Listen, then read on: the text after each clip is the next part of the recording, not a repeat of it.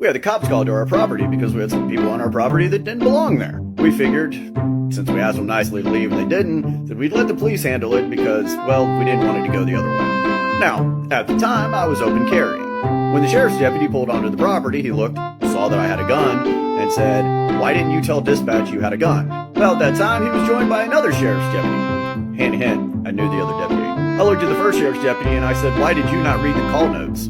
He said, "Excuse me?" I said, "There is a permanent note on our address that for this entire property, every single resident carries a gun. All the time." Deputy number one was like, "I didn't see any note like that." The other deputy that walked up that I knew goes, "Yeah, it's in the system, you should have read it." Then when they caught up with the guy that was on our property that should have been on our property, they asked a pretty relevant question. "Dude, of all the properties in the county, why the fuck would you come here, man?" The poor guy was like, "I had no idea."